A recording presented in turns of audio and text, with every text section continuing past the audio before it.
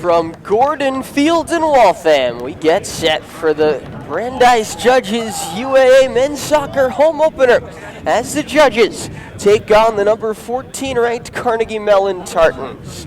Alongside Josh Hertz, I'm Jonah White as we get set for this one.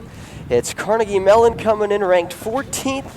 In the latest National Division III poll, they're 8-1-1 on the season, 8 wins from 10 matches, 1 draw and 1 loss, but they are 0-1 in the UAA. Brandeis coming in 4 wins, 3 losses, 2 draws on the season. The Judges are also 0-1, having dropped their UAA opener. We'll step aside right now, listen in with the public address announcer William Kevorkian as he gives you the starting lineups, and we'll rejoin you on the other side as we are minutes away from Brandeis and Carnegie Mellon.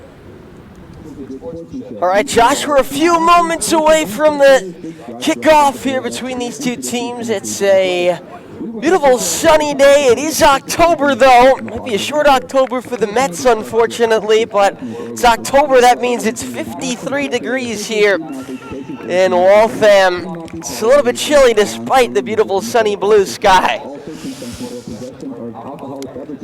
Brandeis will be in white. Carnegie Mellon will be in red and black. Again, Carnegie Mellon ranked number 14 in the most recent Division III poll coming out this past week. They were ranked 8th in the previous poll, Josh, but they lost 2-0 to NYU last Saturday in their UAA opener, their first loss of the season, dropping them down to number 14. Brandeis have had an up-and-down season. They've been ranked actually as high as number 15, but they haven't had 2 consecutive wins, 2 consecutive losses, or 2 consecutive draws this season. They'll be looking to avoid 2 consecutive losses, but it's really been an up-and-down season for Brandeis. They're coming off maybe their most disappointing results of the season, probably a 4-0 loss to Case Western Reserve, in which they had to play for 10 men for 70 minutes of the game. Definitely for not Case Western. Carnegie Mellon here just trying to come back after a shocking 2-0 loss to NYU and opening up their regular UAA play. For the Judges here, just trying to find some consistency here early in the season. They do currently have a 7-game unbeaten streak against the Tartans, dating back to 2014, and hope to extend this streak.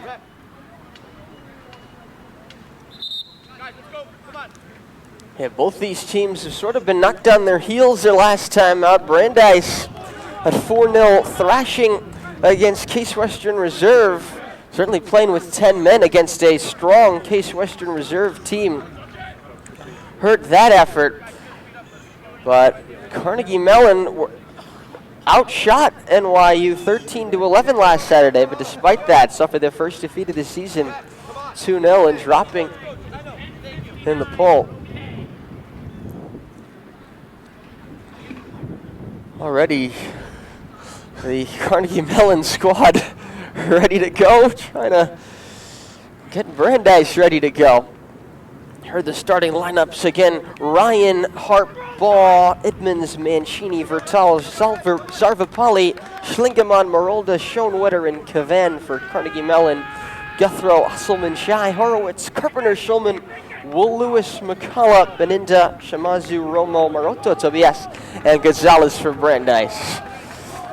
Sancho Maroto Tobias will kick things off for the Judges. He's their leading scorer with 3 goals this season. Last year, this fixture resulted in a 1-1 draw. Andres Gonzalez and Jordy Long scoring for their respective teams early in the second half.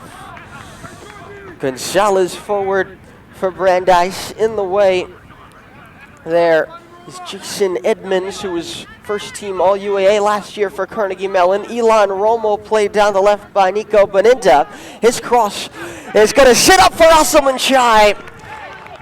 And Rainer Usselman Shai with the first chance of the game, putting it over the bar, but not a bad start for the Judges. A good attack down the left-hand side. Maroto Tobias was in the middle, and Usselman Shai with the first shot of the game. Jake Cavan on the left side. Dante Mancini, center back for Carnegie Mellon. For Brandeis, it looks like a back 4 with Wool Lewis slotted down at the left. Brandeis a little bit short-handed. Nick Dunstan-Mace was sent off. The reason Brandeis had to play most of the game with 10 men last Saturday. He was sent off after about 20 minutes in that game. And so he's suspended for today.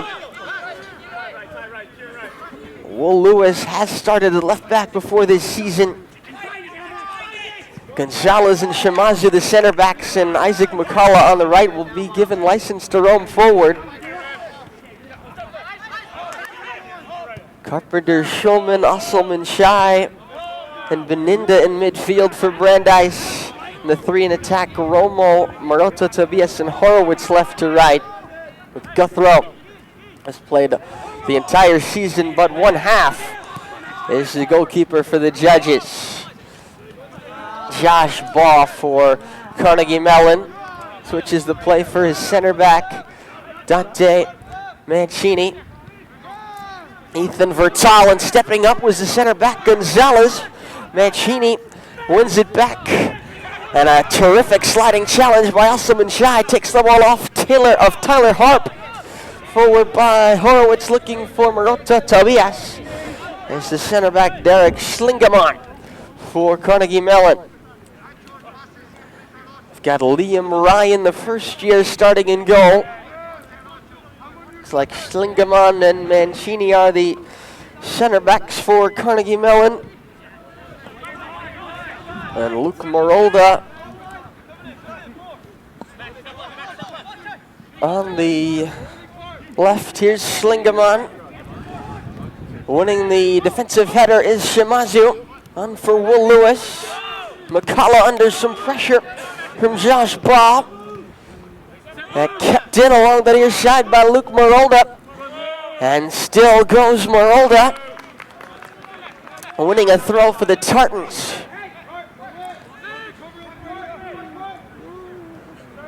Carnegie Mellon have been nearly perfect this season. 10 matches, 8 wins.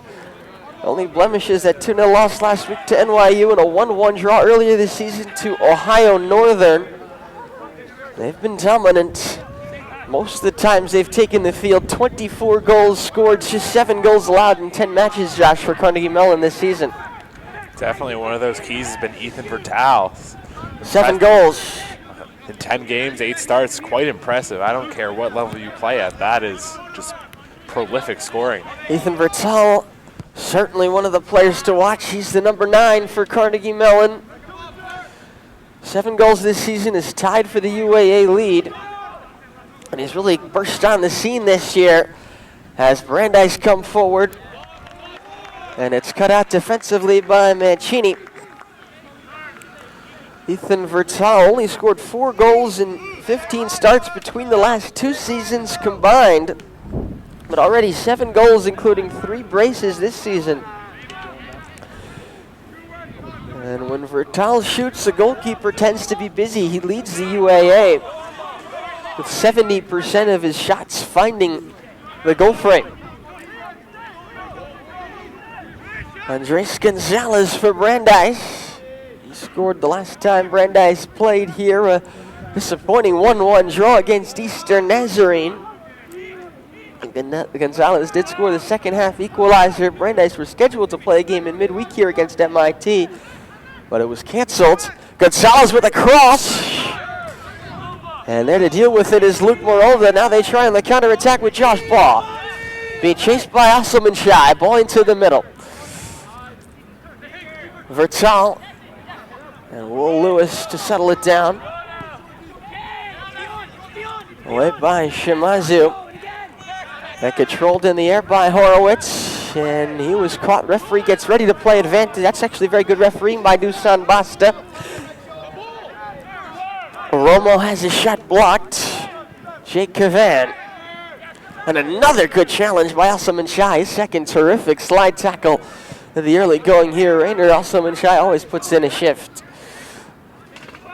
Here's Vertal against Gonzalez. I think that's something we'll be seeing a lot of. 33-on-9, Josh, defensively for Brandeis. Definitely, although be careful. As we saw in that last counterattack, they're going to try to catch Gonzalez unaware when he plays up on offense. And there, great play by, I believe it was Carpenter Schulman to get back in place for Gonzalez. Tyler Harp back to the center backs, and it's really just a back two in possession, as you can see here for Carnegie Mellon. Both fullbacks way up the pitch. Mancini and Schlingemann the only players back. Here's Brendan Schoenwetter. Edmonds. On the right-hand side, this is Jason Edmonds. He was first team All-UAA last year. He, along with the goalkeeper Liam Ryan, the only two players for the Tartans that have started all 10 games prior to this one. In this campaign, Schlingemann. And stepping up there was Faris Shimazu in front of Vertal. Maroto Tobias holding up play. Beninta, who's got 2 goals in his rookie season. Gonzalez. It's a bright start for Brandeis. They're going toe-to-toe with the 14th ranked team. Maroto Tobias, a speculative effort. Another Brandeis attempt in the opening 8 minutes. It's been a fast-paced start. Fans, Brandeis Athletics would like to thank our corporate partners, Coca-Cola and the Park Lodge Hotel Group, operating Waltham's Holiday Inn Express and Courtyard by Marriott for all of your hotel needs. Good atmosphere, good turnout despite the chilly weather, and should have more fans coming in as morning turns to afternoon. Especially since it's homecoming. Quite the enticing event they got going on today. Homecoming, a lot of alumni games this weekend. Food trucks. Josh, at halftime, I want to see if I can check out the petting zoo. Definitely a highlight here. It's all happening this weekend at Brandeis Athletics. McCullough, the latest Brandeis defender to step up. All 3 center backs have done a nice job of that in the early going. And center backs, those 3, McCullough, Shimazu, and Gonzalez, Josh, is strength to this team. Definitely. McCullough playing strong and right back today. McCullough has been a center back. He's at right back here because of the abundance of center backs in the Brandeis team, but he's a versatile player. He can even step up and play striker on occasion.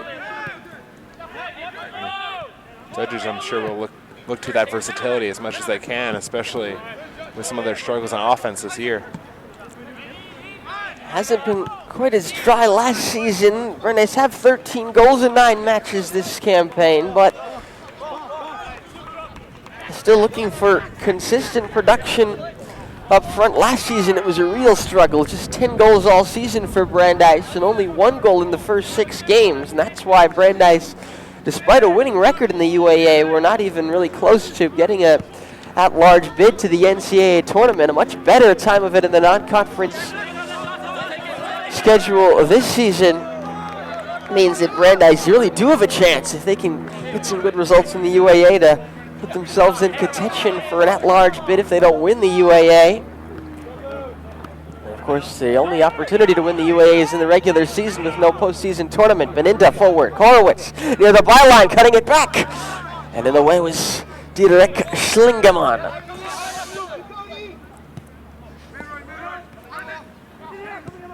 And Schlingemann forward. McCullough in the way. That's going to come to Vertal.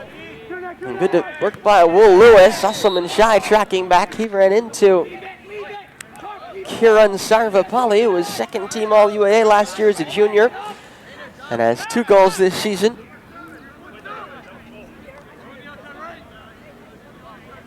Love the work rate of Usselman Shai. Consistent with what we've seen all season from the first year from Acton. Definitely, and hopefully Usman Chai will make an impact for years to come here at Brandeis. He's already got 4 assists this season, which is as many as any Brandeis players had since 2019. Midfield maestro for the judges. There's Tyler Harp with a chance to switch the play. Ilan Romo stepping in the way nicely, and Romo has a chance to run forward. Drops it off. Carpenter Schulman, and Brandeis missed the counter-attacking chance, but still in possession. Horowitz. Schoenwetter is there to bring it down. For Carnegie Mellon. Sarvapalli. Josh Ba. And Guthrow is going to come to this in front of Vertal. Aiden Guthrow, 47 saves, which leads the UAA. Saved nearly 80% of the shots he's faced this season. Second-year starter, senior goalkeeper for Brandeis. He's been terrific the past 2 seasons. Aiden Guthrow, part of a strong defense. Horowitz and Marolda was there defensively. 12 minutes in, no score, but Brandeis have had a couple of chances going forward. They've started strongly. And now there's an issue for Rainer Usselman-Schei. Looks like a bloody nose is the problem. Probably suffered on that earlier collision in the match with Sarvapalli. That stands as a reasonable guess.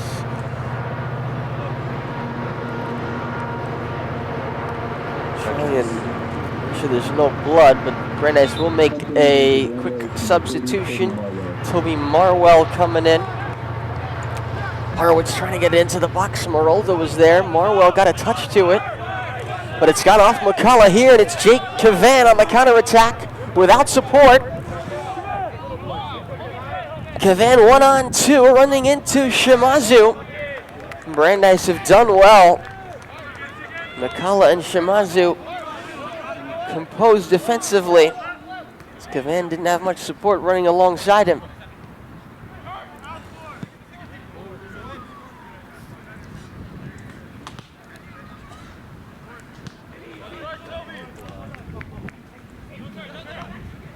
That's a loss for Brandeis. Hopefully it's nothing too serious. Didn't look like anything too serious, but lose him earlier in the first half than they would have liked. Carpenter Schulman helping get that away, and here comes Romo again down the left. He's got Maroto Tobias in the middle. Beninda running up along with him, and Horowitz on the right. Romo, Maroto Tobias, couldn't reach it as it crosses the byline.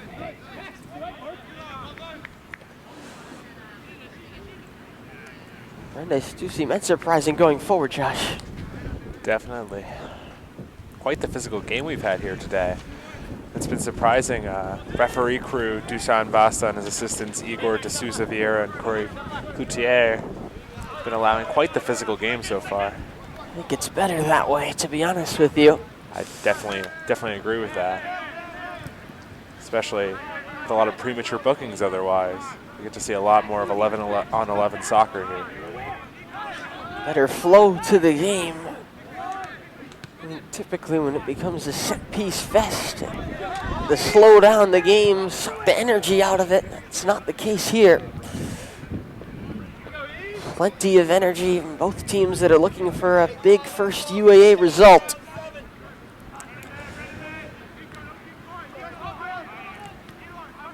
Mancini with a back pass here that will do its job. Liam Ryan leads the UAA in save percentage, the goalkeeper for Carnegie Mellon. Saving 83% of the shots he's faced, just 5 goals allowed. In 10 starts, he's made 24 saves. Definitely an impact player, and most especially is the fact that he's a first year. It's a strong defense for Carnegie Mellon. Only allowed typically 3 shots on goal per match to the opposition, and less than 1 goal against per match, 7 and 10. Schoenwetter, Sarvapalli into the middle, and McCullough stepping across to intercept. Here's Maroto Tobias. He doesn't have support at the moment. They might run onto Maroto Tobias. Mancini, the center back, had to rescue it. Tyler Harp nearly played the ball into some trouble. Brandeis want to bring back in Rainer Usselman-Schei after he came out with a bloody nose a few minutes ago.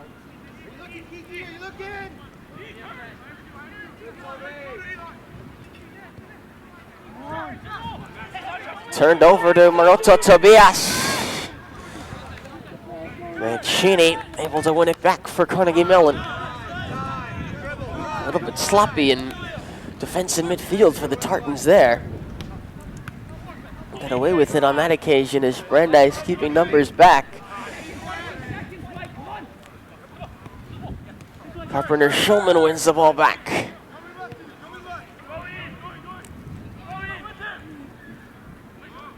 Before Chai Osman comes on, it appeared Coach Margolis talked to him for a little bit, maybe talk some tactics. It'll be interesting to see when he comes on if the formation shifts or if the judges change anything about their current game plan. I just say keep it up, keep up the work rate. Going in for those challenges. Osman Shai looked really good in the opening 10 minutes. Definitely playing aggressive, but playing strong. He's not the biggest guy on the pitch, but he's a pest for the opposition in midfield.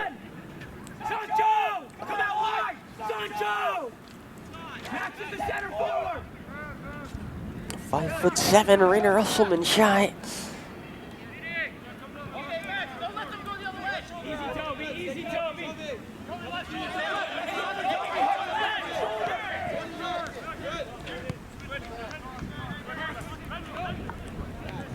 Looks like Sarvapalli plays as a box-to-box midfielder just about.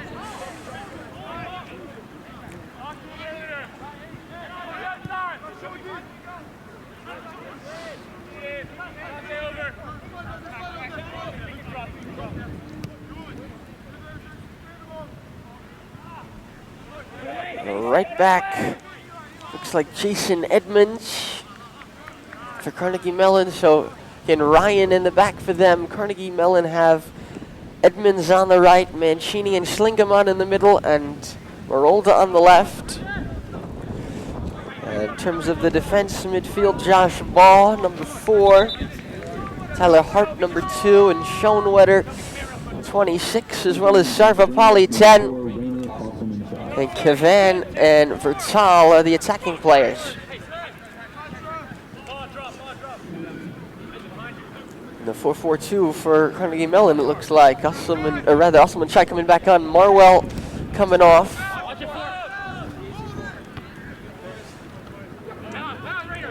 Usselman Shai right back into the action.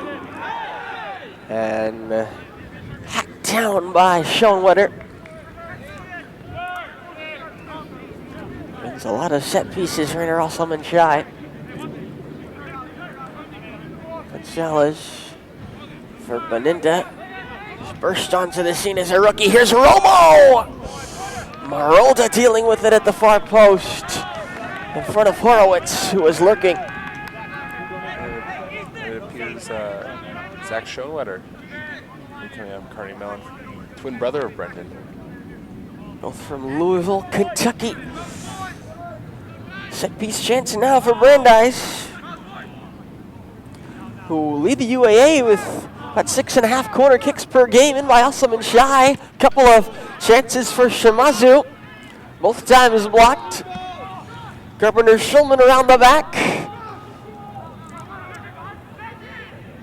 One off a couple of Carnegie Mellon heads, and Mancini elects to just knock it behind for another corner.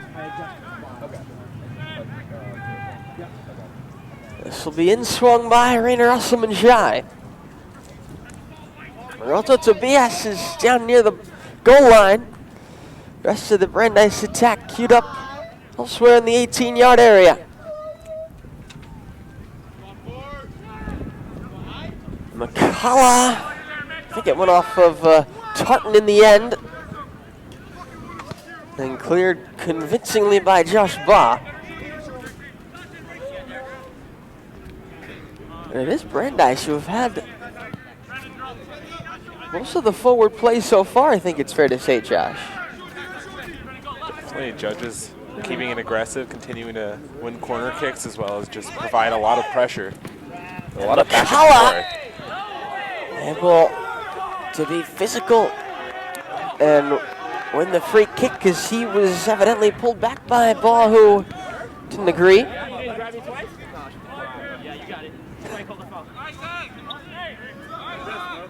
little bit of friendly banter between those two. Always got a little friendly banter in these rivalries.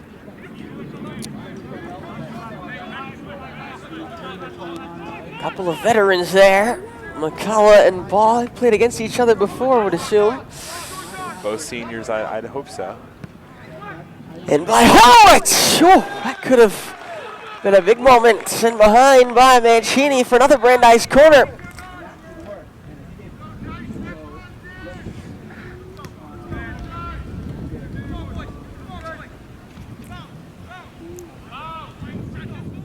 The judges upping the pressure about midway through this half. It's rolled it on the ground toward Beninda, but Vertal was anticipating. And Ethan Vertal won't be able to get past Carpenter Shulman. Carpenter Shulman wins it in midfield in front of the sliding challenge by Cavan. Brandeis back into possession. Put balls in, haven't really been able to get onto the end of any of them. Romo went down, but no foul. Sarvapalli. Cavan. And here come Brandeis, who've done a terrific job winning the ball back in midfield. Piers Cavan will be coming off, and that Kuba Yadam will be coming on. Yadam, a sophomore from Maryland. Yadam, one of 5 players with 2 goals this season for Carnegie Mellon. Behind Vertal, who has 7, and Schoenwetter, who has 3. On this Tartans attack, we are exactly halfway through the first half. And 0-0 between Brandeis and number 14, Carnegie Mellon. Yadam, interestingly enough, also has a twin brother on the Tartan squad.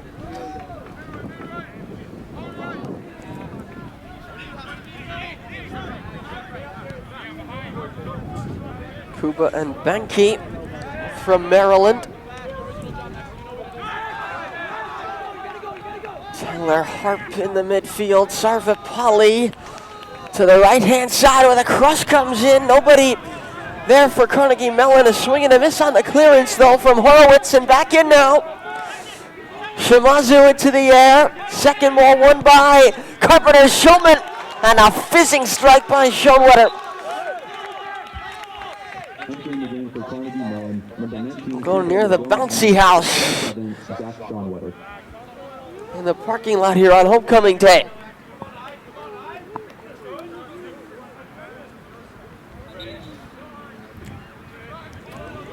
Vertal will be the other Tartan to come off.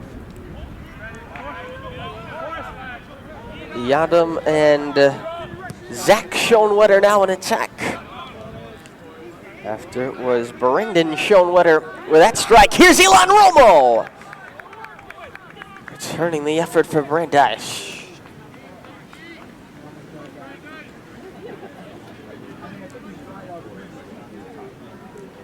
Fans, a digital download of today's game program is available at brandeisjudges.com/programs. That's brandeisjudges.com/programs for today's digital program. Along the right side, Edmonds.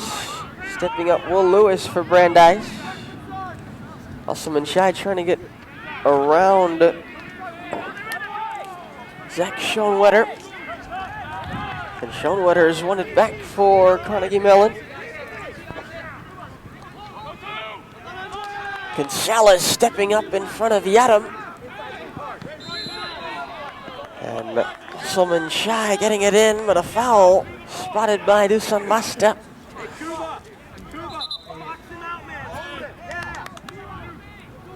The Tartans coach enjoyed Yadam's physical play there, even if it did ultimately end up with a foul.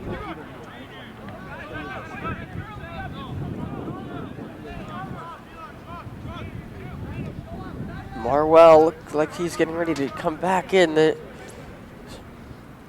All sorts of substitution rules. One of them is that an injury substitution is distinguishable from an ordinary substitution. So Marwell will be able to re-enter because he came in as part of an injury substitution in this first half. Romo intercepted by Edmonds. Schoenwetter forward. Here's Yadam.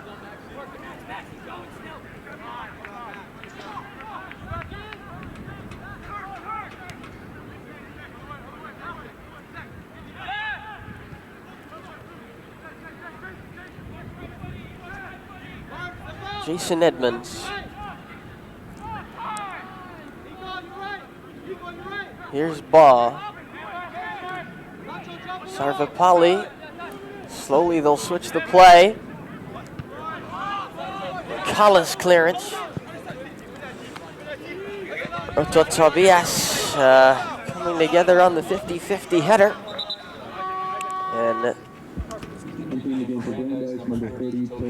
good to see you, Isaac. Always appreciate stop by to say hi. Definitely.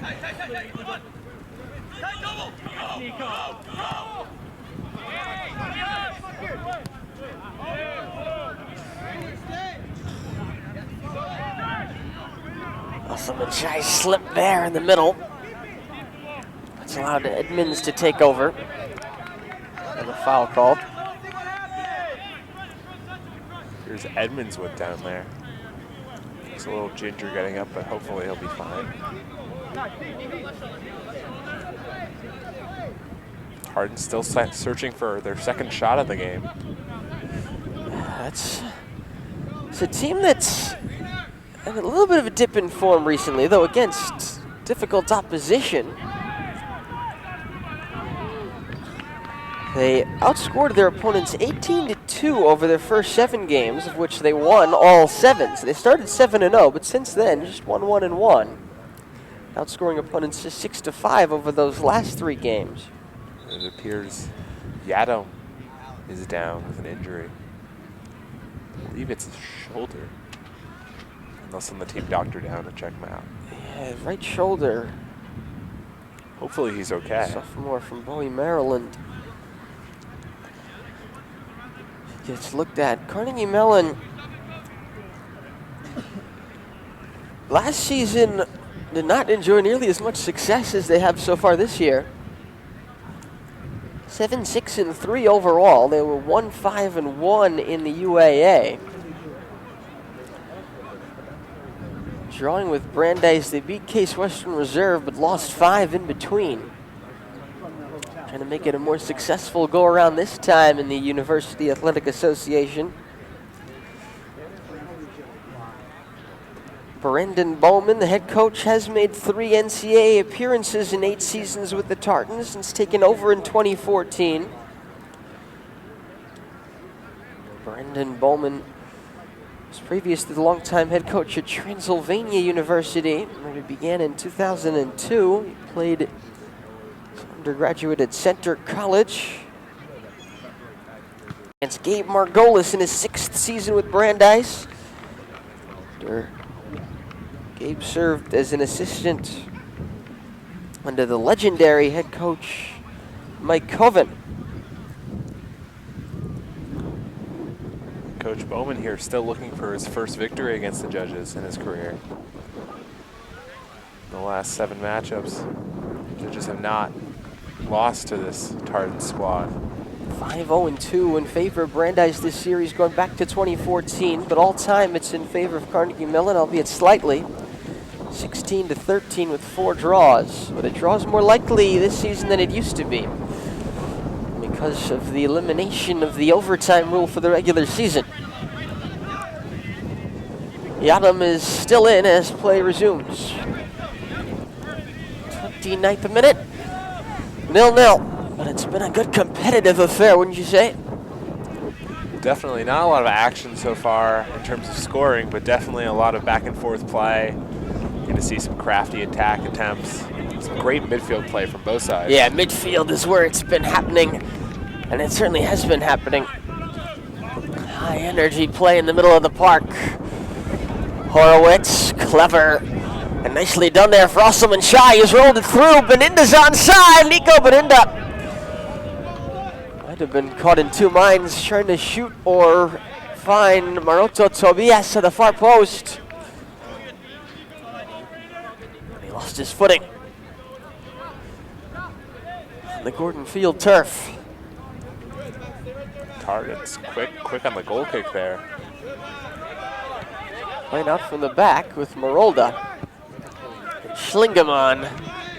And a stooping header by Marwell. Zach Schoenwetter. Still under some pressure. Harp. This is determination to play out from the back for Carnegie Mellon. Berendit Schoenwetter. Sarvapalli around Horowitz, and here they go. Luke Marolda inside of McCullough. Zach Schoenwetter. And Forrest Shimazu coming across to concede the corner. So the playing out from the back worked on that occasion for Carnegie Mellon.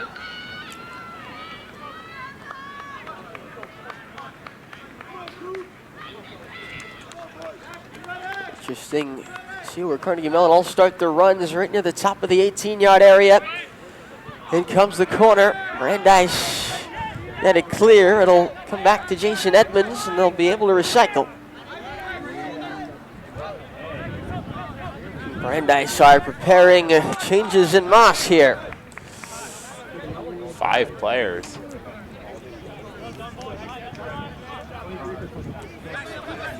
Only change we've seen for Brandeis to this point was that injury substitution with Marwell. The judges Henning Dirks, Khalil Winder. Here's Zach Schoenwetter. Schoenwetter opening up, and it blocked off the head of Ethan Wool-Lewis. Gabriel Heathcock, as well as John Liu, and here's Sammy Guttel. That's basically going to be a wholesale change in attack, Josh. The front 3 plus. Well, they already subbed out Carpenter Schulman for Marwell. For Marwell, right. Marwell's come in twice already. For Osselman Shai, and then Osselman Shai in with Marwell and Beninda in midfield. Done well so far. Substitutions don't happen on free kicks, so play continues.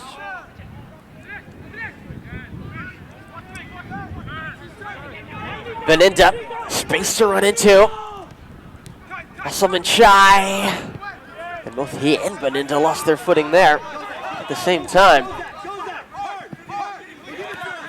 McCullough, helped out by Shimazu. Schlingemann and Marwell to the second ball. Osselman Shai able to win a throw. That'll allow Brandeis to make those changes and really switch things up in attack. Dirks, Lou, Heathcock, Winder, and Guttel. Beninda, Horowitz, Maroto, Tobias, Osselman Shai, and Romo coming off.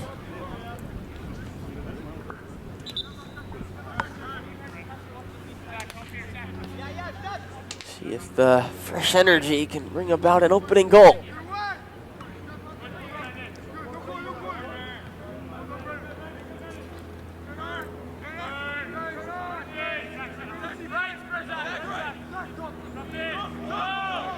The judges, especially with that suspension, have done some nace. Be a lot more substitutions in the front than necessarily in that defense. Guttel curls it toward the far post. Liam Ryan arriving to it. Oh, had some dip off the left foot of Sammy Guttel. But still neither goalkeeper trouble to this point in the first half.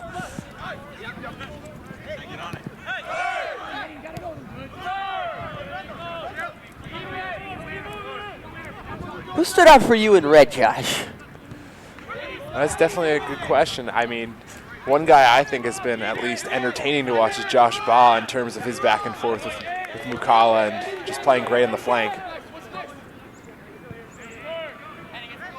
Another guy who's really made an impact so far is the Schoenwetter brothers, especially Brendan, in terms of having some attempts on goal.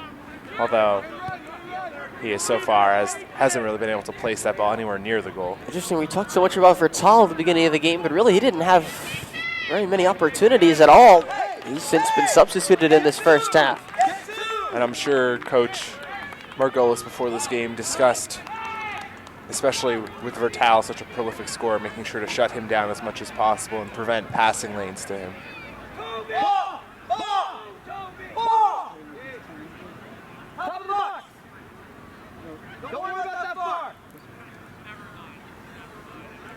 This game one of our UAA doubleheader today. The women will play at 1:30. Corner comes in, it's bouncing around. Schoenwetter's hit. About 3 times the height of the crossbar. William Rabone is going to come back in, and Josh, this is his first appearance for Rabone since the first game of the season. It's an honorable mention last year for the UAA team of the season, and he's missed every game this season since the very first. And so that's good news just in general for Carnegie Mellon that Rabone is able to come back in and play at this stage of the season. We're also getting ready to bring in Billy Bukovalis. It appears Bukovalis coming in for Sarvapalli, who's definitely been an impact player so far for the Tardans. McCalla. A 1-2 with Dirks, and it was pretty good defending in there by Sarvapalli.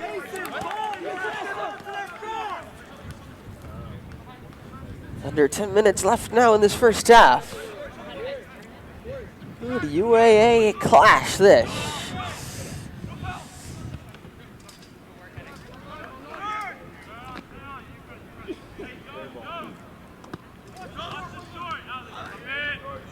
McCullough's long throw. Dirks got his head to it, but no one there to follow.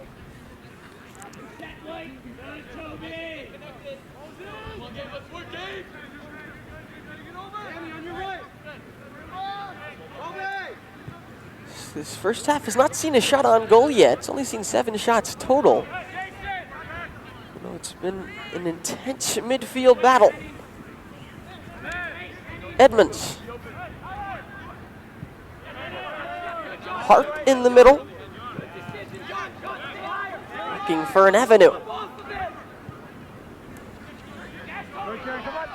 And Schoenwetter thought he might have found one, but Marwell was in the way. He won a free kick.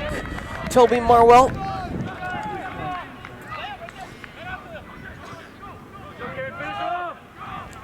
Nice taking their set pieces quickly, enjoying the flow of the game. Marwell could tell, but turned over in midfield to Mancini. Settle it down all the way back to his goalkeeper. Closed down a little bit by Haycock.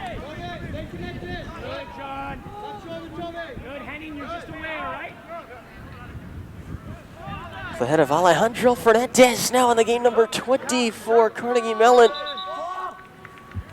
And here come Rabone and Bukovalis.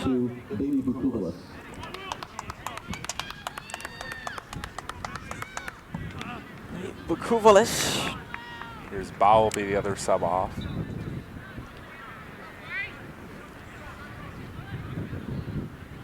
And coming off here are Sarvapalli and Ba.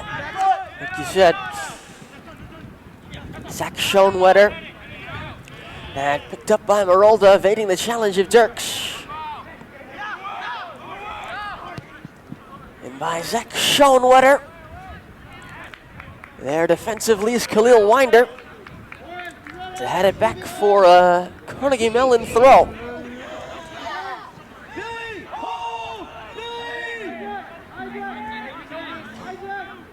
Kuvalis to try and launch it in.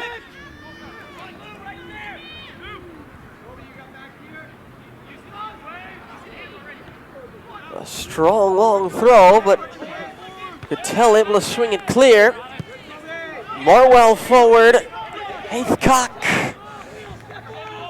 furthest forward for Brandeis. There's Liam Ryan. Brandeis last season went 6-7-3 overall, but 3-2-2 in the UAA. Like I mentioned, just one goal in the first 6 non-conference games really put the nail in the coffin in terms of an at-large bid. So despite the fact that it was a successful UAA campaign for Brandeis, weren't able to compete for an NCAA tournament berth. Taken away by John Liu, but keep it in. But Brandeis did get 3 big wins in the UAA last year against Chicago, Emory, and NYU.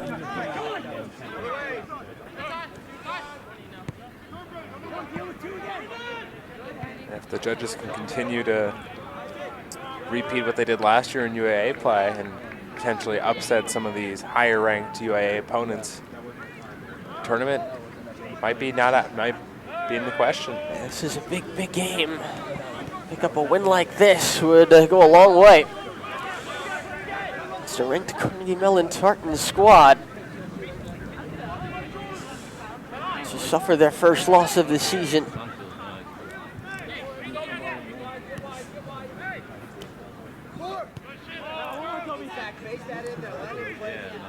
For both teams, still a hard path afterwards, both having 5 more UAA opponents left to face. Both teams have to still play the #1 team in the country currently. Is it still UChicago? The Maroons. Oh. The University of Chicago. That's the next match up for Carnegie Mellon, so this is a huge game for them because if they don't get the result they want, they'll be looking hard-pressed to pick up a win in their first 3 UAA matches with #1 undefeated Chicago on the horizon. McCullough having ventured forward from right back. And just didn't have the angle to twist the cross into a dangerous area. McCullough's been everywhere along this near side this first half. Definitely. He made a trip to our broadcasting table.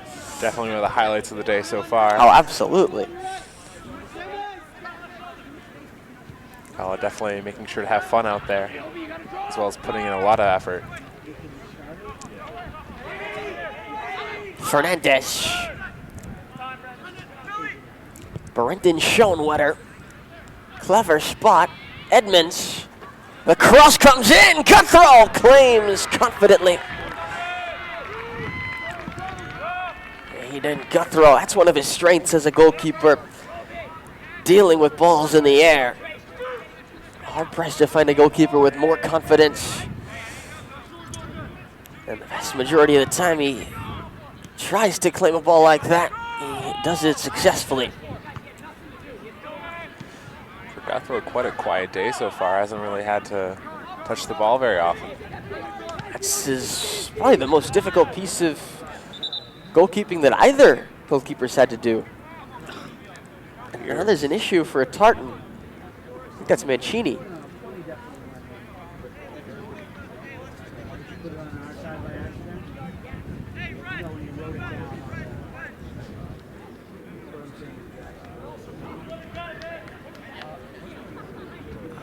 I'm not sure. With Mancini, I don't see him elsewhere. He went down off the ball with an issue while Carnegie Mellon were in possession, and so the referee stopping play. It's both teams a chance to reset. Although, I think on a day like this, I'd rather be moving than not. Definitely. Thankfully, he's up. He appears, at least for now, to be okay. They'll check him out. Mate Mancini, senior from Lake Forest, Illinois. It's good to see that he's able to stand up.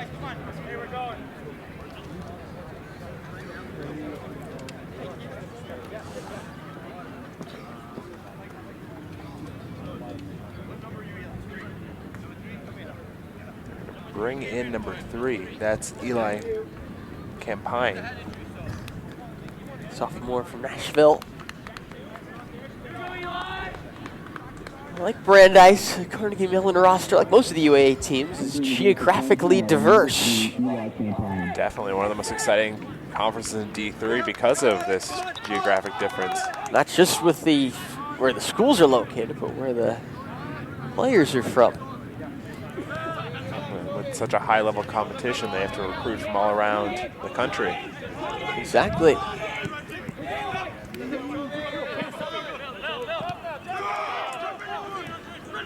Brendan Schoenwetter and Marwell just got a piece of the ball with a sliding challenge. Brandeis have had a number of sliding challenges this half, and they've all been terrific.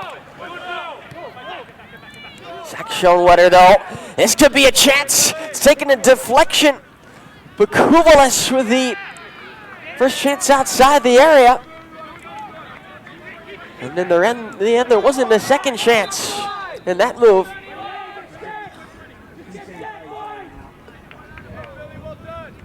The ball's run out of play a long way back here, I think. Carnegie Mellon with it again. Gattell. And that's a terrific slide by Schoenwetter. Brendan that time. Dirks in front of Marolda. Zach Schoenwetter, back heel touch. Gattell, McCullough, Schoenwetter. Shimazu coming in confidently. Winder helping keep the ball with Brandeis. Here's Dirks. Lou. Away from Harp. Dirks went off Harp a couple of times then. Forward by Schlingemann. Kuvalis, it's opening up a little bit. Here's Rabone.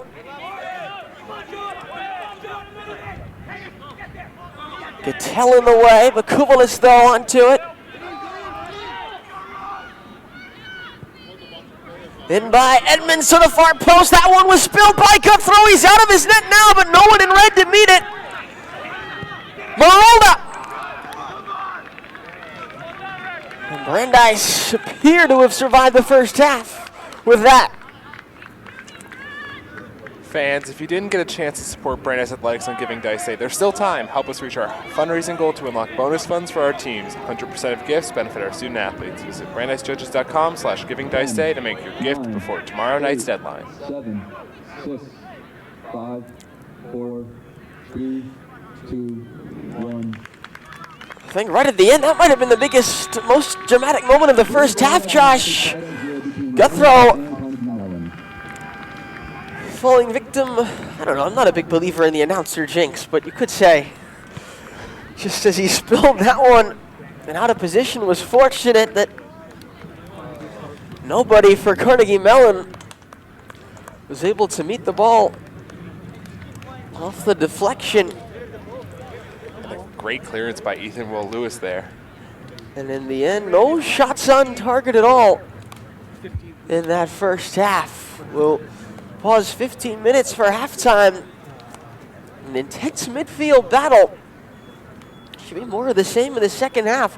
We'll step aside for 13 minutes now. We'll rejoin you with 2 minutes left on the halftime clock to break down the first half stats and get you set for the second half.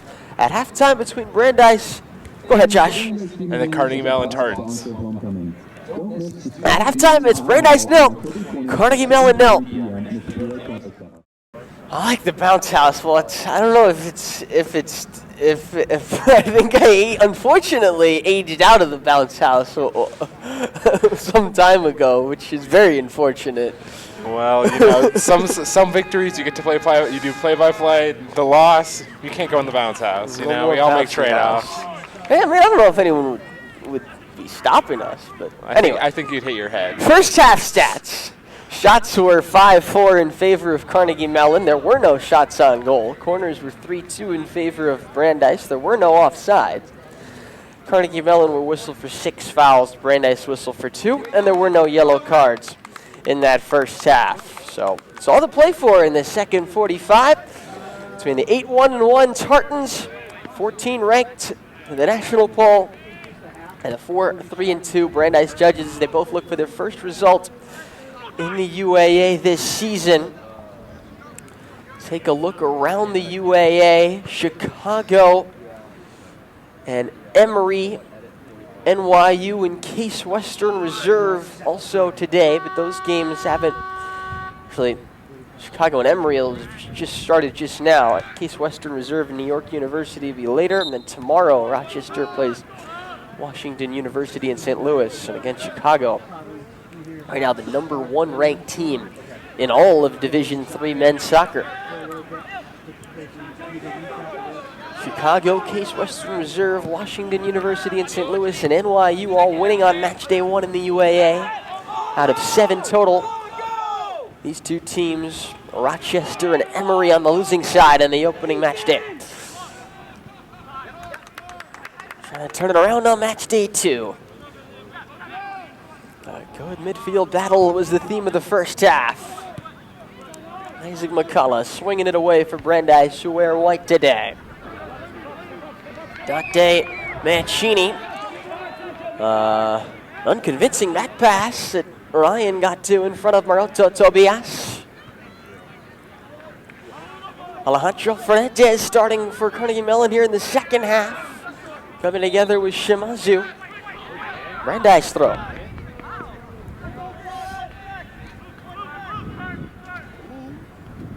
Carnegie Mellon started 7-0. They drew with Ohio Northern 1-1 on September 25th to end their perfect record. And there's Dante Mancini, thankfully back after leaving in the first half with an injury. They've played some close games, Carnegie Mellon, though, even during that perfect start. 4 of those 7 matches, 4 of those 7 season opening wins were decided by just a single goal. And Maroto Tobias was trying to win a corner there against Mancini, who did well.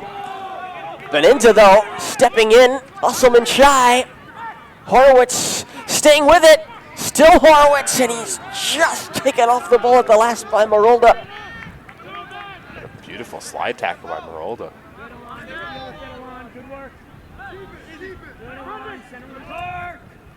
Carnegie Mellon, including a 1-0 win over number 16 ranked John Carroll at the beginning of their season. But they did play some tight matches. 4 of those 7 decided by a single goal. Horowitz toward Maroto Tobias. Mancini with the header away. And Schlingemann saves the corner at the expense of a throw. Carnegie Mellon beat Juniata College 5-2 last week before that 2-0 loss against NYU last Saturday. Ilan Romo. Gonzalez has ventured forward. Gonzalez onto his left and headed behind for a corner by Schlingemann. And Usselman Shai will run over to take the corner.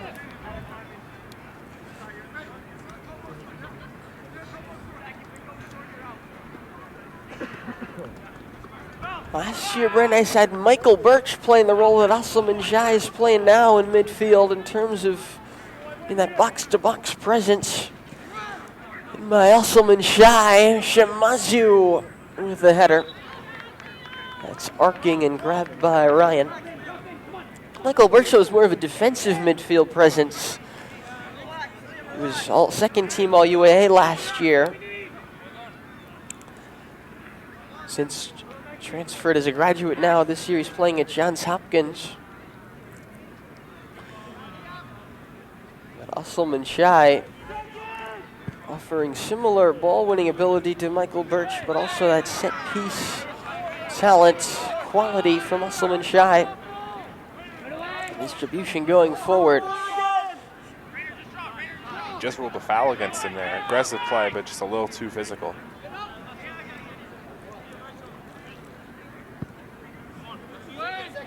Schlingemann diagonally forward. Oh, and here's Edmonds to roll it across.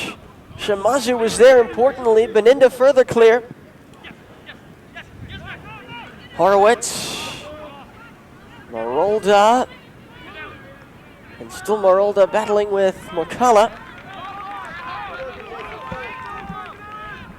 It's with Carnegie Mellon.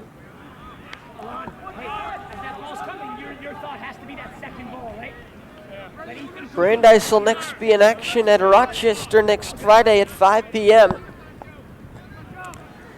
First UAA doubleheader weekend of the season for Brandeis will be next week. Rochester at 5, Emory at 11 on Sunday. Rochester on Friday.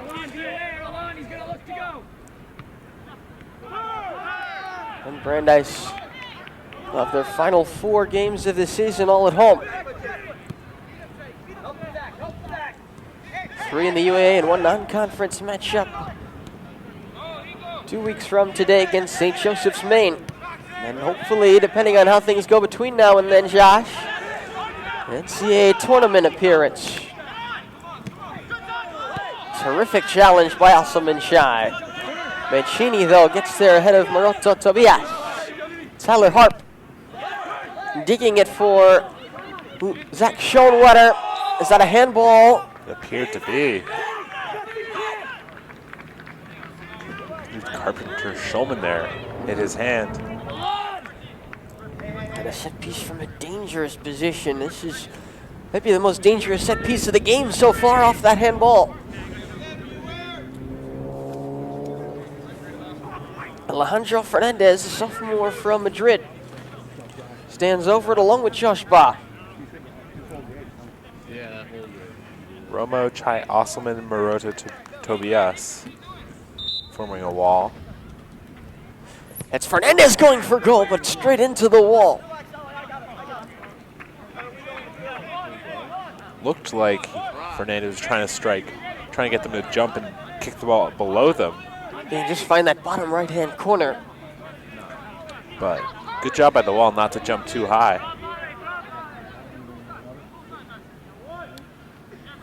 See that in professional ranks too sometimes.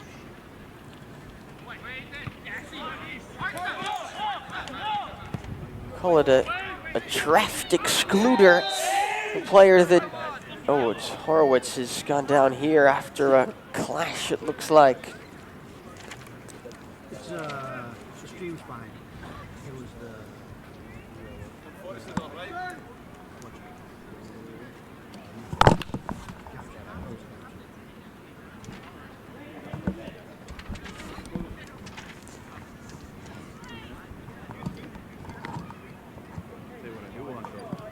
Shimazu dealt with injuries last season.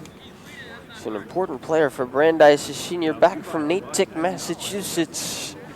Gabe Margolis is going to run out and check on him, along with the athletic trainer. Shimazu missed much of last year with an injury, Josh. And his return coincided with an improvement in form for the judges. Really important player for Brandeis. Definitely, and especially with Dunstan May suspended for this game, which is already thin at defense as is. If I had to take a guess, I would predict they bring in Slater Lafredo here. McCullough can always slide over at center back, but I think the bigger concern here is for, certainly the bigger concern here is just for Shimazu. Good to see that he can stand up.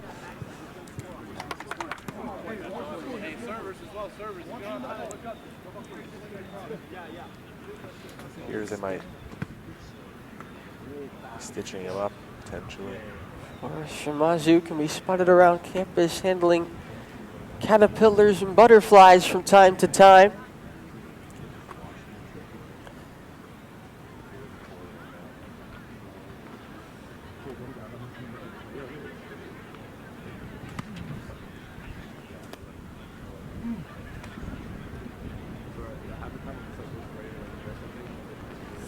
Less than 8 minutes gone in the second half.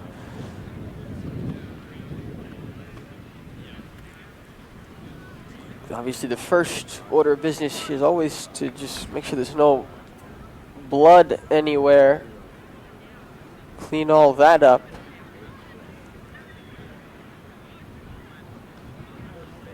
That will bring Shimazu off. Obviously, certainly if it was a clash of heads, want to be certain that there's no possibility of a concussion before you're going to bring someone back in, but it's very good to see Shimazu able to jog off by himself right now. And you're right, Josh Lafredo coming in. I think we'll see McCullough slide over to center back and Lafredo play on the right. Slater Lafredo, first year from Northampton, New Hampshire. It's his first action of the match. But he has played a good amount this season, Slater Lafredo, as a first year. It'll be his 9th appearance. He's also made 3 starts. Hopefully Shimazu's be all right. Kuval is sliding in, but he didn't get the ball there. Also Manchai threading it through. Here's Elon Romo on the ground. And a diving save. That's the first shot on target of the match. Liam Ryan able to cover up the rebound. Not allow a rebound. It's going to be always difficult for Romo to generate enough sting on the shot to bring it past the goalkeeper from there, but it's a good ball through by Asselman Shai. See the quality and creativity that he possesses. Here's Bakuvalis to the left with Ba into the middle, and Gonzalez got it away. Lafredo's header clear. Beninda. And now Horowitz trying to get away from Harp, and doing so. Asselman Shai making a run toward the far post. He's been picked out by Horowitz. Rainer Asselman Shai against Mancini. And Tade Mancini with a sliding block behind for a corner. Great run up by Asselman Chai. Yeah, Gabe Margolis was telling him to do that. He did, and Horowitz picked him out. And the result is a Brandeis set piece.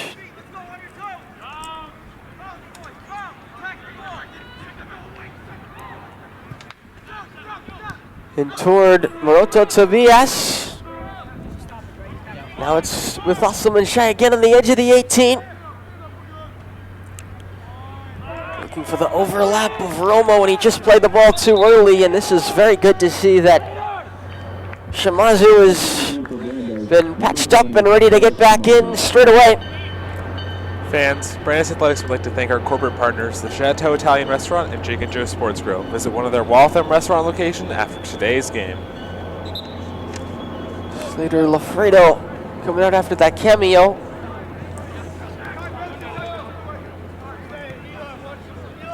And so, back to the partnership of Gonzalez and Shimazu in the center with McCullough on the right. And it's McCullough who might have something to do here with Marolda. Marolda trying to cut. Bakuvalis against Carpenter Shulman. Digs it out. And Romo stoops down to head it clear. And Romo still putting some pressure on Jason Edmonds. Free kick, Spartans.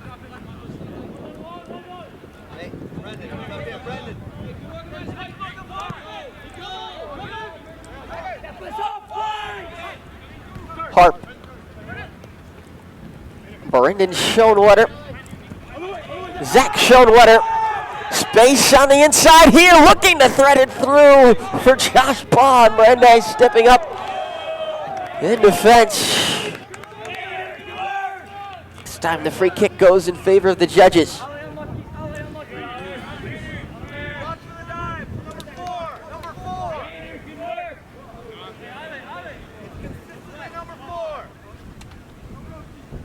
Here's Coach Bowman telling the squad to watch out for Asselman Chai. I think he was a little bit perturbed by the free kick being given there. He thought Asselman Chai went down a little too easily. Schoenwetter. Brendan Schoenwetter. Now Fernandez. Couldn't reach it on the byline. That's been a theme. Ball's running out across the byline at both ends. Fans, Brandeis Athletics would like to thank our corporate partner, the Phoenix Med Training Grill and Catering, featuring award-winning catering with healthy options brought straight to your table. Defense has been stronger than the attack in this game for both teams. Definitely. We've seen a lot of play in the midfield so far. Both teams really struggling to try and put that ball in the attacking third. It's not a game that's crying out for a goal. I'm sure if we do see a goal in the next 10, 15 minutes, that might be the difference maker for the whole game. If there is a goal, could also change the way it's looking a bit, maybe open things up a little bit more at either end. For the Tardans, Kieran Sarvapalli is on the sideline looking to sub in at the next stoppage. Here's Maroto Tobias, and again, all the red shirts back right away. Here's Horowitz along the right, rolling it into the middle, but repelled by Schlingemann. Ba picking out Edmonds. Edmonds was caught by Will Lewis. Referee plays advantage, but Kumales went off Gonzalez. The advantage had gone, so we play on now.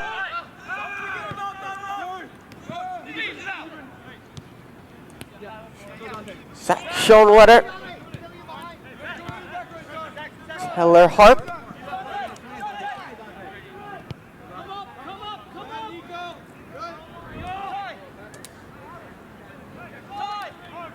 Schlingemann is Carnegie Mellon trying to settle into a spell of possession.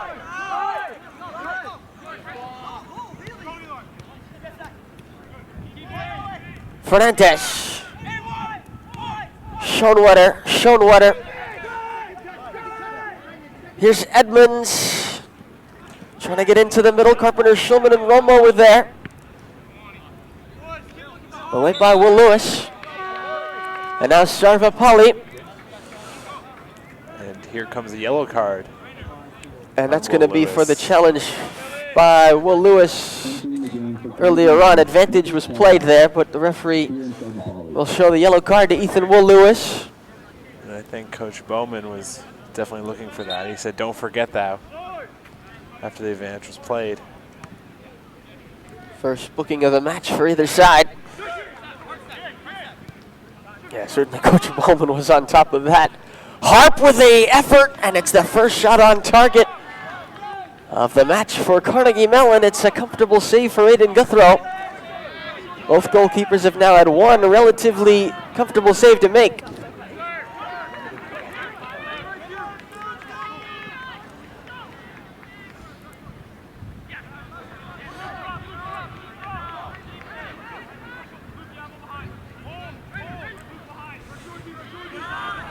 Well, it's a really good response for Brandeis after the 4-0 loss to Case Western Reserve last season. A match, Brandeis were outshot in 18-4. A rebound against a really strong Carnegie Mellon team and go toe-to-toe with them to this point. Horowitz was caught after releasing the ball. Free kick right at the corner of the 18-yard box, and Gabe Margolis is already shouting Rainer Usselman-Shai's name. That last match for the judge is definitely a wake-up call. William Rabin. I apologize. William Rabin getting ready to come back on for Carnegie Mellon. We talked about him in the first half. This is the first game he's played in since the first game of the season for Carnegie Mellon.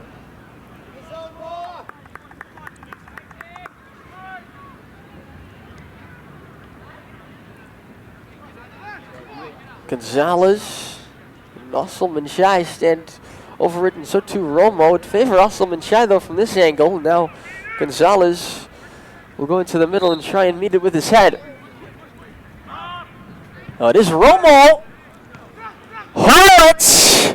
Good hit and clear just in front of the goalkeeper. Off the line by, I think, Schlingemann. Goalkeeper might have been there. He also might have been unsighted. It was a good hit by Max Horowitz. Let's run out for a Brandeis throw here.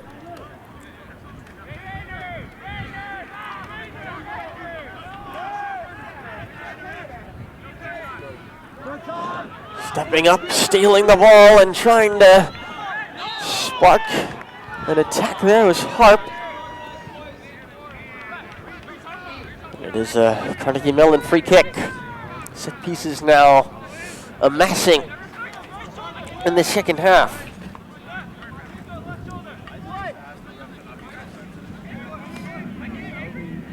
It's going to be Josh Ba, both number 4s, in charge of the set pieces. Sullivan Shy for Brandeis, and Ba now here for Carnegie Mellon. His delivery. Vertal also getting ready here on the sideline. All dealt with. Maroto Tobias couldn't keep it in.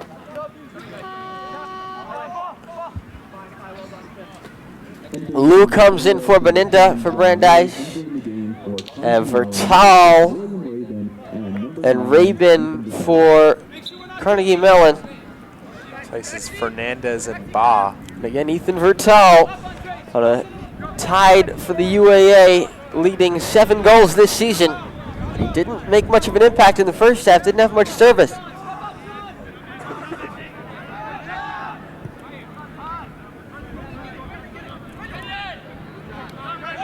Carnegie Mellon enjoying a good spell of play over these last 10 minutes or so. Zach Schoenwetter, he's been really effective since coming on late in the first half. Brendan Schoenwetter, Romo trying to put some pressure on, so too Maroto Tobias, and Gabe Margolis urging his team up. Brandeis have won the ball back thanks to the midfield pressing. The cross comes in, Ryan comes for it, and he's got it. Horowitz and Usselman Shai were bearing down.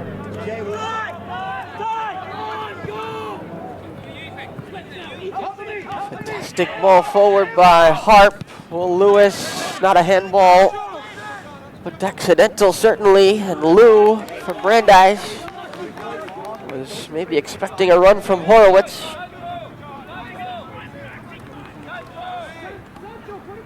'64th minute and still 0-0.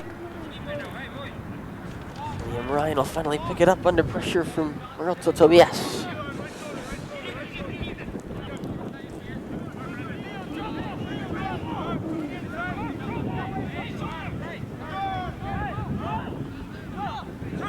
Here's Rabin. Harp, who's looked good this second half, and Harp has played his man through. It's for Tail! It's cleared off the line by Faris Shimazu! Great job by Guthro to get a piece of it. That is heroic defending by the man who came off injured earlier in this half. Might have hit him right on that bandage.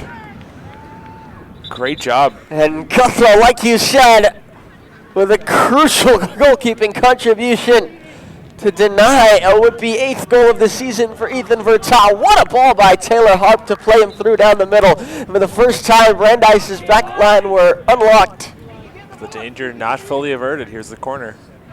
Toward the near post, headed down by Usselman Shai. He gets it further clear, and here comes John Liu. He's got a long way to run and no support. Carnegie Mellon getting numbers back. Horwitz, though, making a run. Maroto Tobias along the far side. Here with Usselman Shai. McCullough along the right. He couldn't get it through. Esmeralda.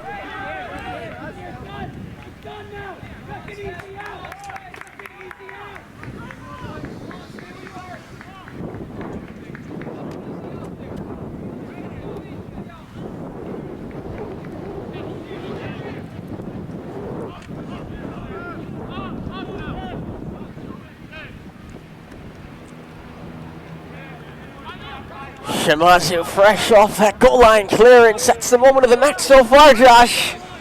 Definitely. Ethan Vertal as Guthro would come out aggressively. And Guthro definitely did get a piece of the shot, allowing Shimazu to get back and get on the line. But the heroic goal line clearance, they just flick it up and over the crossbar. Keep it 0-0. For the judges, another mass substitution.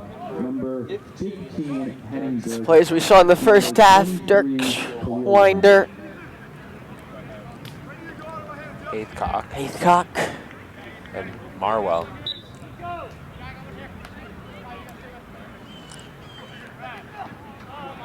Over the head of Heathcock. Couldn't flick it on.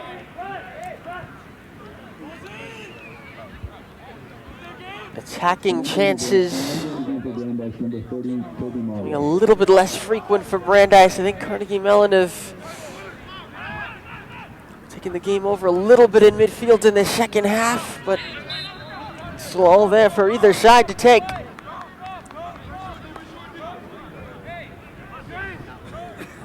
Shots in the match now 9-6 in favor of the Tartans, 2-1 in terms of shots on target.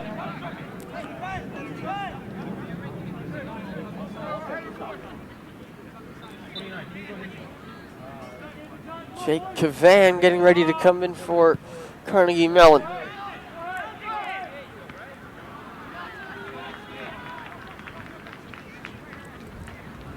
Ryan gathers that.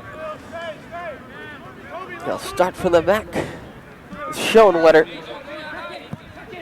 Mancini forward. He's picked out Vertal expertly. Vertal around Will Lewis. And couldn't pick out a runner. Rabin was coming in, but running across goal.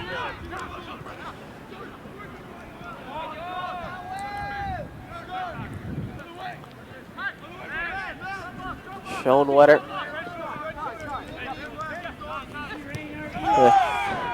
Mancini and now Zach Schoenwetter. Gonzalez stepping up to get in the way, and Gonzalez going forward. And Jason Edmonds, the all-UAA selection from a year ago with a sliding challenge, but it's bounced back to Gonzalez. A long way from his center back home. Winder. Gonzalez stays up here for now.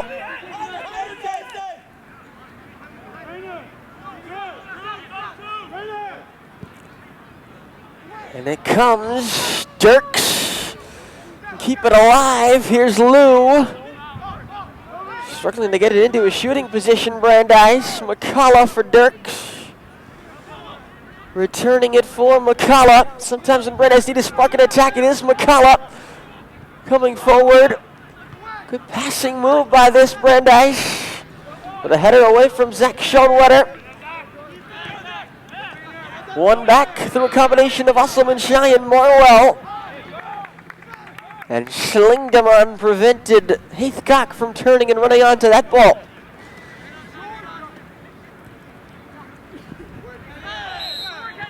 Foul by Dirks.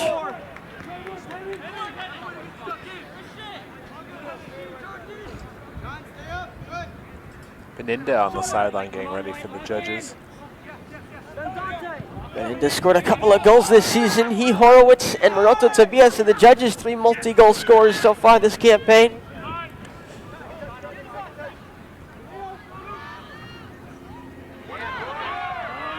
And it's a goal kick. After the challenge by McCullough. To get the better of Marolda. Fans interested in pizza? Visit New York Pie in Waltham, serving Italian-style pizza, sandwiches, and more. Try out New York Pie and score free delivery with no minimum order. Visit newyorkpie.online.com to place your order. Shimazu. Dirks. There's Morwell. Throw in Carnegie Mellon. The bleachers are pretty full now. Mostly for this homecoming weekend. There's a lot of festivities and a lot of fans watching from behind the goal as well. To the left at the parking lot where the bouncy house, petting zoo, beer garden, all that good stuff is. Not too late to come out for the second game, the women's game, if you're in the area, and check out some of the festivities.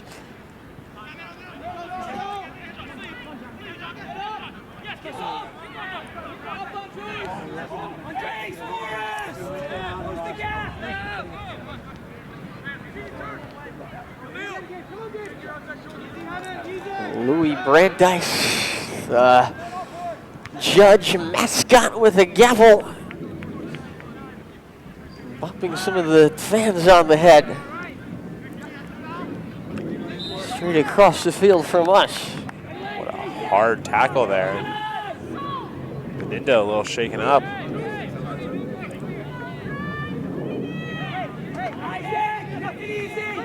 That looked like a football tackle out there. Nico Bonenta, first year from New Jersey.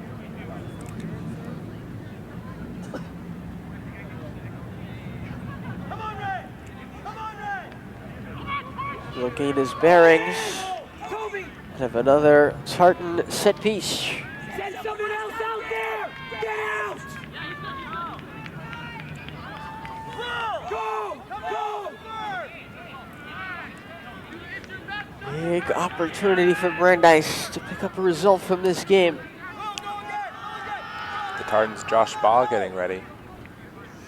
Carnegie Mellon, one of just 2 teams in the UAA ranked in the most recent poll. Guthrow gathers easily from Merolda's delivery. 14 Carnegie Mellon, number 1 Chicago, the only UAA teams ranked in this past week's national poll.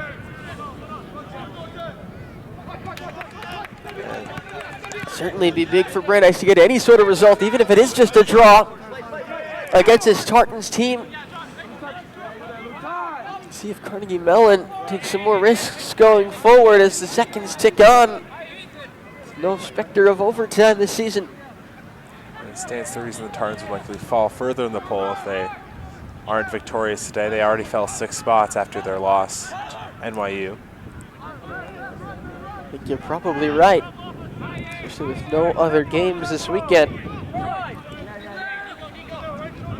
Big 17 minutes for Carnegie Mellon and for Brandeis. Brandeis, whose biggest win so far this season was a victory over Babson, who are still ranked. 2-1 victory here at home on a second half own goal.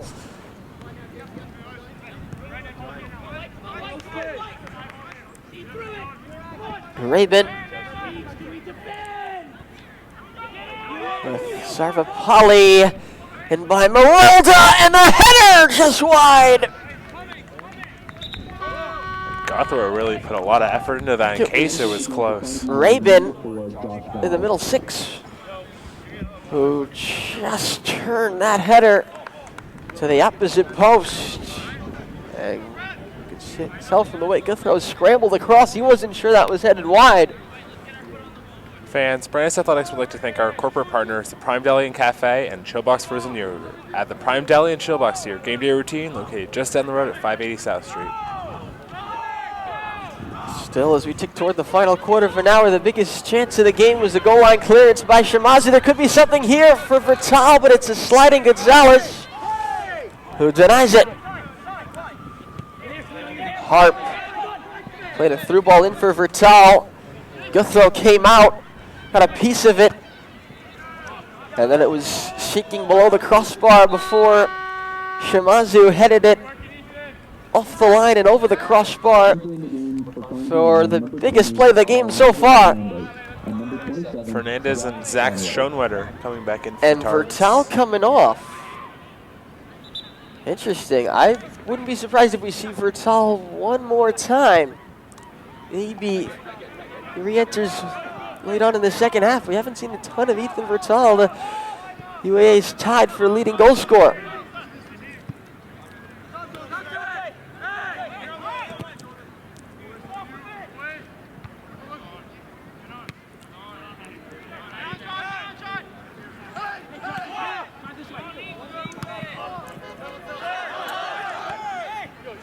Edmonds. Sarvapalli. This could be dangerous. Ball cutting it back. Who's going to get there in the box? Sarvapalli has! And Guthrow is covered up. Wow. What a great stop by Guthrow. That was quite the difficult save. A point blank effort. Somehow Guthrow not just saves it, but no rebound. Terrific goalkeeping. The Brandeis #1. Not the first big contribution he's made in the second half. We'll make another little contribution right there. The Judges preparing another mass swap, bringing back the starters. Carpenter, Schulman, Romo, Horowitz, Usselman, Shy for the closing stretch. Mickey Mellon trying to turn the screw here in these final 20 minutes. But it's John Liu with it from Brandeis in this final counter-attacking opportunity for this group of attackers, and it might come to something. It's Winder! And it's cleared behind by Hope. I think the goalkeeper was going to get there. Winder just unable to smash it on target. Number 4, Rainer Osselman, 5. The subs will be set up with a great opportunity here.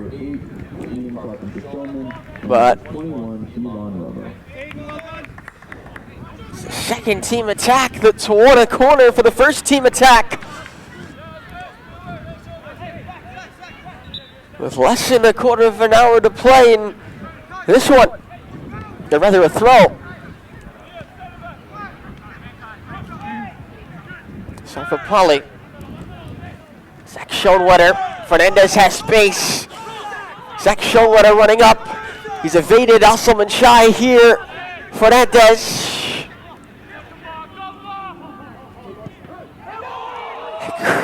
Cries for hands on the attempt from Ba, who had cut inside. It's a corner.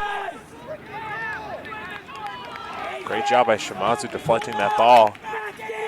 You see, I couldn't tell if it might have hit his arm or not. Mickey Mellon certainly contending that it did. I think even if it did from that sort of range, it would have been pretty difficult to give the referee a good view. Here's the corner by Marolda. An offensive header by John Liu, who is It appeared to still in there. couldn't tell if it hit his shoulder or his lower upper Into arm. the air. Guthrow comes, juggles, and grabs at the second attempt. With the big Schlingemann standing over him.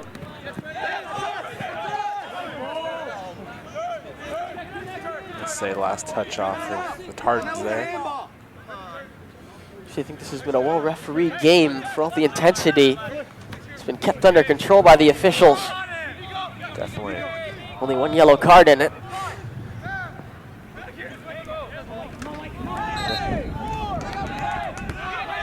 That a very clear foul by Usselman Shy. You're that type of player. It's okay to give away some fouls in midfield. Usselman Shy is not going to go very many games without giving away a free kick or two. That's because he goes in for those challenges. Oftentimes he does win them. Have another here. Usselman Shy. He's helped get it free for Romo. Liu holding the ball up excellently. Romo. Liu had lost his balance just for a split second, and that allowed Schoenwetter to get back. Zach Schoenwetter. Shimazu's header here denying Ba an opportunity to run in behind. McCullough. Horowitz. At his pass reflected back. And now a free kick's been given against Horowitz and Brandeis. And Vertal's getting ready to come in again for Carnegie Mellon, so we were right. We weren't done seeing Ethan Vertal as he hunts his would-be UAA leading 8th goal of the season. The judges also preparing a sub. It'll be Sancho Moro Tobias. Both leading scorers going to come on shortly for their respective teams. Not really a surprise with a deadlock, even scoreless match. In by Ba. It's headed in! Mancini looks to be the one in the center of the celebrations. A set piece goal in the 80th minute. Or was that? I think it was Mancini. He was the one who wheeled away quickly. 1-0 Tartans, 10.5 to go.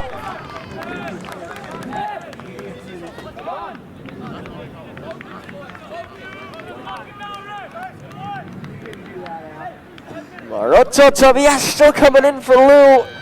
But now it's an equalizer that Brandeis need, not a winner.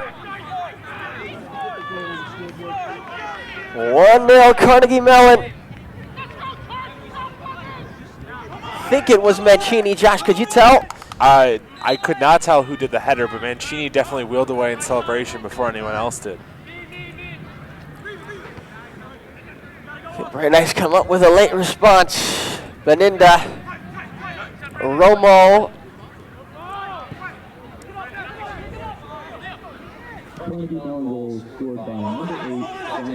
and it is Mancini. Throw off his line here. That's beautiful. Zach Schoenwetter. What a ball in by Josh Set piece Baugh. Josh Baugh, yeah.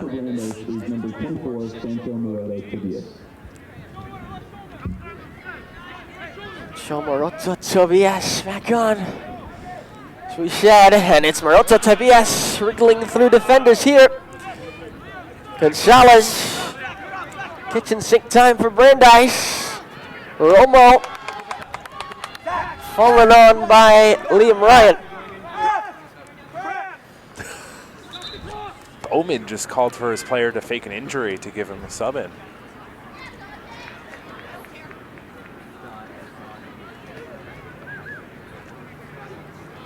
He had Schoenwetter go down to try to get Kavan subbed in. Yelling for cramp.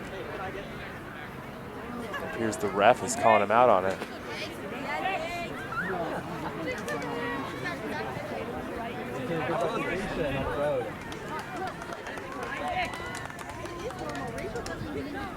So Brendan Schoenwetter coming out. Cramp or no cramp? Or rather, it's his brother that's down. Yeah, it's Zach Schoenwetter who's down.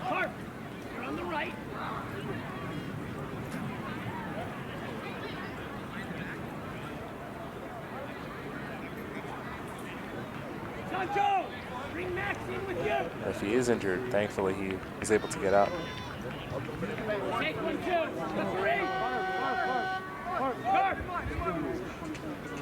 Entering the game for Carnegie Mellon, number 29, Jake Kavan.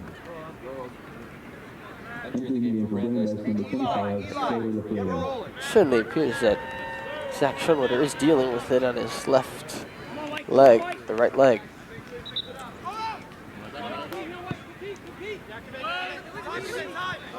He's played well. Fernandez, Monty Cavant down the line. Stepping up Shamazu, but Brandeis needed the other end. Still 9 minutes to go. Kuvalis going to come in for Sarvapalli here. Likely a defensive substitution here, trying to hold the lead. It's Dante Mancini's first goal of the season for Carnegie Mellon.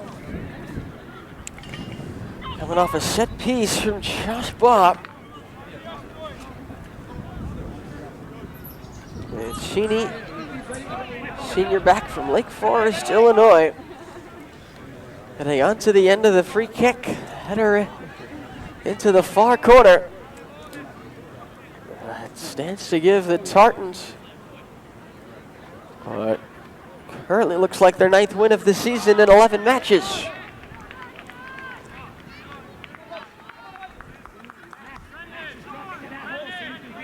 See a big result to go into that big clash with Chicago off the back of for Carnegie Mellon if they can hang on to it.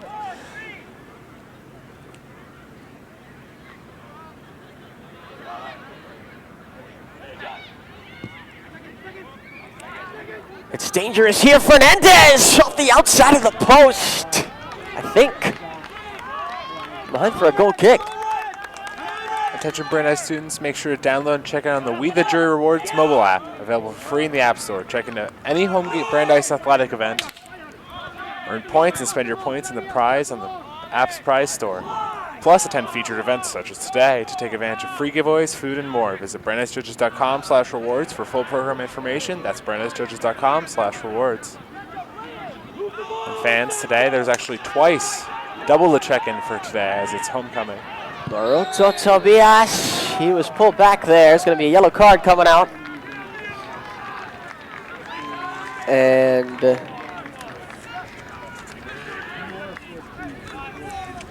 think that's Schlingemann. on the receiving end of it. And a free kick, won by Maroto Tobias, might be taken by, looks like Maroto Tobias who's going to take it. Gonzalez would have been a candidate, but he walks away from it. And it'll be Sancho. The transfer from UMass Lowell.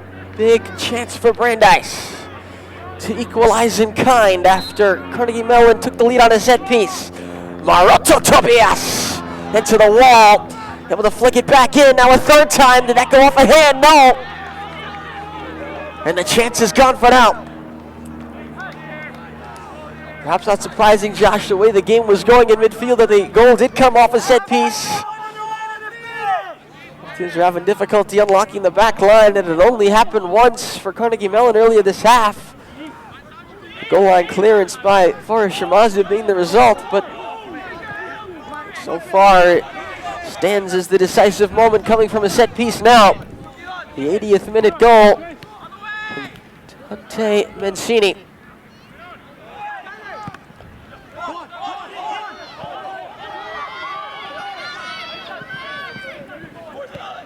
Lewis didn't have support. Turned over to Cavan. Gonzalez getting back. Shimazu clearing into midfield. Yadam getting ready to come back on for Carnegie Mellon. Here's Horowitz down the left for Brandeis. To attack means a little bit more, as there won't be too many more after this one. And the clock ticks.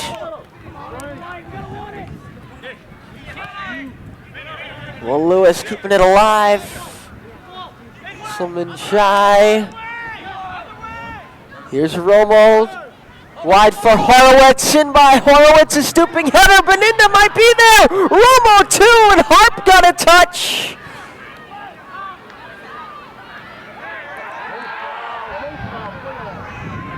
Cries for a foul. Maybe a little optimistic from the Brandeis fans. Maroto Tobias, the header. And Ryan, a comfortable save.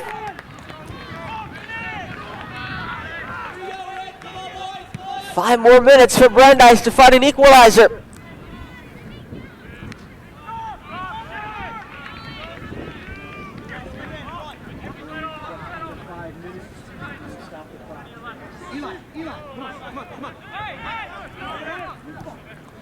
Also Machai.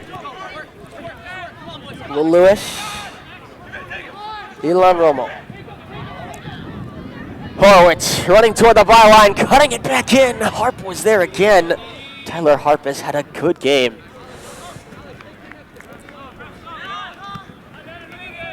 Lewis able to keep it in there. Musselman shy. He was caught by Fernandez. Free kick taken quickly.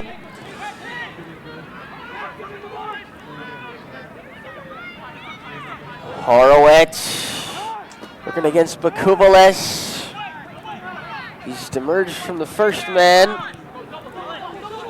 But helping out was Cavan to win it back. Quickly though, Brandeis back in possession with Gonzalez. Pelting it forward, the direction of McCullough if he can get there, which he can. Lafredo's gone up to join. McCullough venturing into the box himself. Offside anyway. Entering the game for Carnegie Mellon, number 19, and number 3, Campaign. And now a couple late changes for Campine and Yadam came back. Carnegie Mellon, both of whom we saw in the first half. You like Campine, Kuba Yadam. Thankfully for Yadam, he left with that shoulder injury. Thankfully, he was able to come back. Jason, you understand what we're doing? Yeah. It's good that for all the physicality this game has seen, all the injuries that we've seen have been minor. Definitely. I think a lot of these injuries come back in. have been more just patching them up more than permanent damage.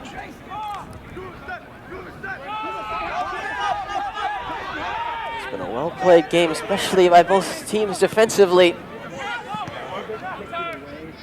One set piece right now is the difference for Carnegie Mellon. Musselman Shai is going to get a yellow card there. I think for accumulation as much as anything else. Brendan Pullman wanted advantage played there. Fourth yellow card of the season for Osselman Chai.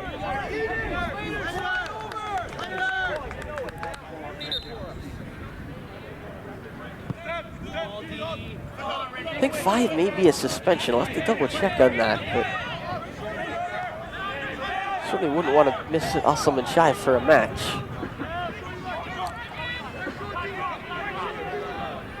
Here's McCullough. And then sliding in was Campine. Is there a moment of magic on homecoming day for Brandeis laid on? Here's Horowitz. Horowitz! Goal kick.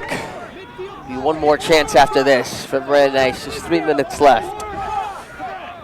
After this game is over, stick around for the women's game. Part of this UAA doubleheader. That's next. Scheduled for 1:30.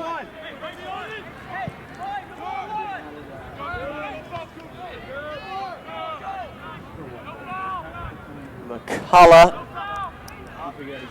Lafredo. There's Gonzalez with Osselman Chai. Away from Cavan. Will Lewis for Romo. Gonzalez forward. And a foul given against Romo as Edmonds went down on the edge of the penalty area. Much to the frustration of Brandeis now with 2 minutes left. They created one more chance. They've had 9 shots now in the game, 3 on target, 15-4 on target for Carnegie Mellon.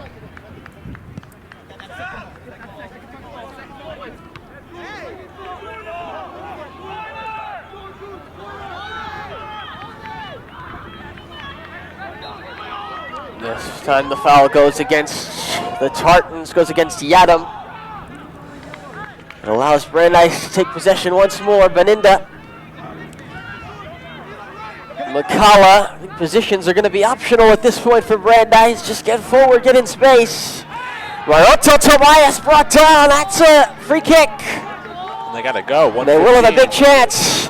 And Guthrie will ask to come up for this as well. Guthrie stop at the halfway line, but everyone else is up. A set piece for Brandeis, and Rainer Osselman Chai with a minute left. Searching an equalizer, and it comes, bouncing around. Gonzalez, chance for Will Lewis to play in the ball. Yadam got there with a stooping header. Will Lewis, just couldn't link up with Gonzalez. Brandeis has to stay up the pitch. The clock stops. Because the ball was kicked away. Shimazu. Lovely take by Maroto Tobias. Might be one more chance for Brandeis. Osselman Chai puts the ball in, headed away out as far as Maroto Tobias. Here's Lafredo. Here's Gonzalez. Just over. That was the chance. And with 10 seconds, that'll be the game. A hard-fought battle, a good match between Brandeis and Carnegie Mellon. At the 80th minute, set-piece header from Mancini. Dante Mancini is the difference as Carnegie Mellon continue their excellent season. Brandeis still in search of their first UAA results, though. This is a much improved performance on the back of last week. Brandeis going toe-to-toe. A one set piece proving the difference between Brandeis and number 14 Carnegie Mellon today. Josh? Definitely. Both teams played great in the midfield, but at the end of the day, that one set piece really made the difference. Carnegie Mellon improved to 9-1-1 and 1-1 in the UAA. Brandeis dropped to 4-4-2. And the judges are 0-2 in the UAA. Brandeis will play Rochester next Friday at 5. Carnegie Mellon plays number 1 University of Chicago next Friday at 2. Both these teams will be on the road next week. That'll do it for us here for Brandeis Athletics for the first portion of this UAA doubleheader. The women play next. The Carnegie Mellon Tartans and the Brandeis Judges, part 2. That'll be in half an hour. Kickoff at 1:30. For Brandeis Athletics and Josh Hertz for the men's game, I'm Jonah White saying so long from Gordon Field in Waltham.